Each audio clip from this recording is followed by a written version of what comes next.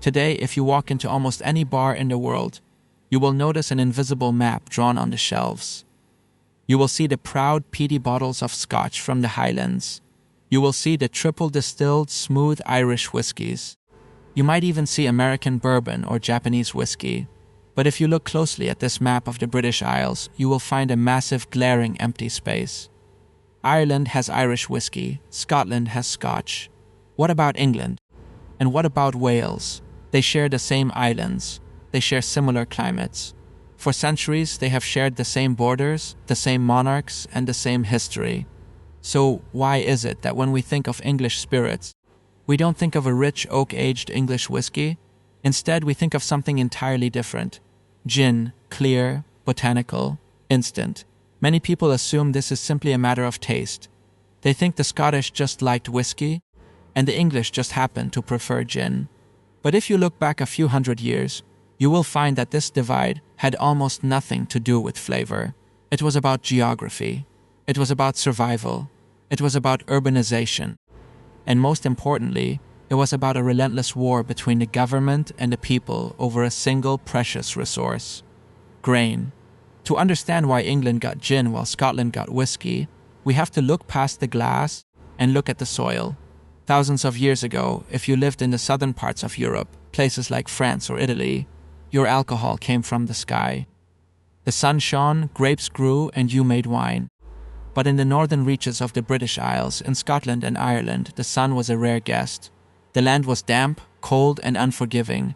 Grapes could not survive here, but barley could.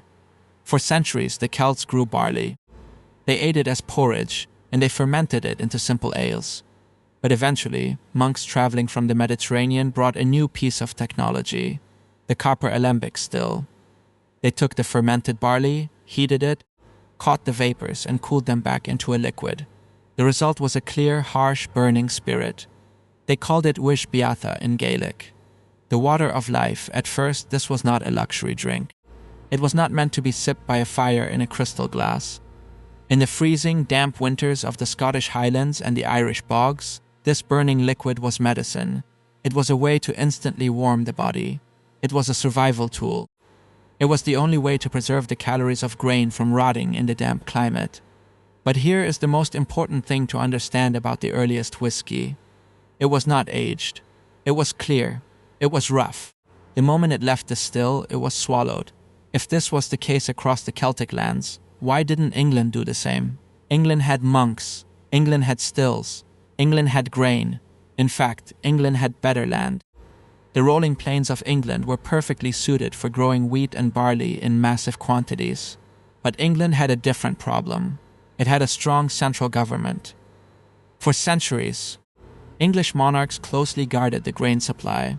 Grain was meant for bread to feed the massive armies, and for ale to hydrate the peasants. Distilling grain into hard liquor on a massive scale was seen as a dangerous waste of food. For a long time, the English simply drank beer, imported French wine, and left the hard, burning water of life to the wild margins of the north, until the year 1688. When the fate of English drinking changed overnight, in 1688, the Glorious Revolution took place. A Dutch prince named William of Orange took the English throne, and William brought two things with him that would change England forever: a bitter war with France and a clear, juniper-flavored Dutch spirit called Genever. Because England was at war with France, King William immediately banned the import of French wine and French brandy. Suddenly, the English upper classes had no hard liquor. At the exact same time, the English agricultural lobby, wealthy landowners, had a massive surplus of grain. They needed a way to turn that grain into cash. So, the government made a decision that would alter the course of civilization. They made it legal for anyone to distill spirits from English grain with almost no taxes and no licenses. They did not want people making whiskey.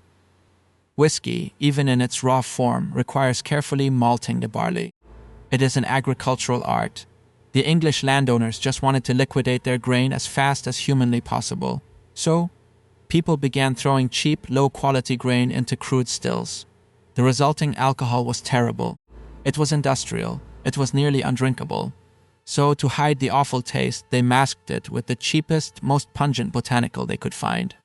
The same thing the Dutch used. Juniper berries. This was the birth of English gin. Gin was not born out of a pursuit of culinary perfection. It was born out of an agricultural surplus and a geopolitical trade blockade. And within a few decades, this cheap, instant liquid would collide with the greatest transformation in human history. As the 18th century began, England was changing faster than any nation on earth. The Industrial Revolution was waking up. Millions of poor farmers were leaving the fields and pouring into London. They were packed into dark, damp, filthy slums. They worked brutal, bone-crushing hours in early factories and docks. For these exhausted, impoverished workers, life was an endless grind of poverty and disease. They needed an escape, and they needed it to be cheap. Gin was waiting for them, because the government allowed anyone to distill it. Gin became cheaper than beer, cheaper than clean water. You didn't need a tavern to sell it. People sold it out of wheelbarrows. They sold it from their basements. For a penny, a laborer could buy enough gin to completely numb the pain of an 18-hour workday. Between 1720 and 1751, London descended into what historians call the gin craze. At its peak, the average Londoner was drinking 14 gallons of gin a year. But look closely at the logic of gin. Gin is a spirit of the city. It requires no time. You distill it on a Monday, flavor it on a Tuesday, and sell it to a desperate factory worker on a Wednesday. It perfectly matched the rhythm of the industrial city. Fast, efficient, brutal, immediate. In England, alcohol had become an industrial commodity. The English completely abandoned any idea of developing a slow, aged grain spirit because the urban machine demanded an instant product. But up in the north, in the mountains of Scotland and the hidden valleys of Ireland, an entirely different story was unfolding. While the English government was encouraging the production of cheap gin in London, they looked north to Scotland and Ireland and saw something else: tax revenue. In the 18th century, the British government began imposing crushing taxes on malted barley and distillation in Scotland and Ireland. For the rural farmers of the north, making whiskey wasn't a business. It was their way of life. It was how they paid their rent when crops failed. They were not going to stop. Instead, they took their stills and walked up into the mountains. They went underground. They became outlaws. For over 100 years, an invisible war raged across the Highlands and the Irish bogs. Government tax collectors, called excisemen, hunted the distillers. The distillers operated their stills in hidden caves, under the cover of darkness. But this created a new problem. If you are illegally distilling whiskey, you cannot just leave it sitting in a shiny copper pot. If the taxman comes, you have to hide it. So smugglers began putting their clear, raw, burning spirit into empty wooden barrels. Often, these were barrels left over from imported Spanish sherry or port wine. They rolled these heavy oak casks into caves. They buried them underground. They hid them in the damp darkness, sometimes for years, waiting for the tax collectors to leave or waiting for a safe time to smuggle them to the lowlands. And then something miraculous happened. When the smugglers finally opened those barrels years later, the liquid inside was no longer clear. It was golden. It no longer burned like raw fire. It was smooth. It tasted of vanilla, of spice, of the deep sweet echo of the sherry that once lived in the wood. The wood had breathed. The damp air of the Scottish glens and the Irish coast had seeped through the porous oak. Without realizing it, the smugglers had discovered the greatest ingredient in the history of spirits: time. This is the ultimate irony of whiskey. The British government tried to tax it out of existence. But by forcing the distillers into hiding, by forcing them to stash their liquor in oak barrels for years, the government accidentally invented the modern, aged whiskey we know today. Gin was the child of government permission. It was fast, legal, and urban. Whiskey was the child of rebellion. It was slow, illegal, and rural. In England, time was money. You couldn't afford to let a barrel sit in a warehouse for 10 years when there were millions of factory workers waiting to buy gin today. But in the isolated glens of Scotland and Ireland, time was all they had. At this point, you might be wondering, what about Wales? Wales is also a Celtic nation. It is full of mountains. It has plenty of barley. It has plenty of water. Why didn't Wales develop a global whiskey empire alongside Scotland and Ireland? The truth is, they did. In the 18th and early 19th centuries, Wales had a thriving commercial distilling industry. They were making Welsh whisky. But unlike Scotland, which fought the English taxman, Wales was defeated by something much more powerful than the government. It was defeated by faith. In the mid-19th century, a massive religious revival swept through Wales. The nonconformist movement, a strict, puritanical form of Protestantism, took hold of the Welsh working class. For the preachers of Wales, alcohol was the root of all poverty and sin. The temperance movement became an unstoppable cultural force. In Scotland, a man could go to church on Sunday and still drink a dram of whiskey on Monday. In Wales, communities began signing pledges of total abstinence. By the late 19th century, the social pressure was immense.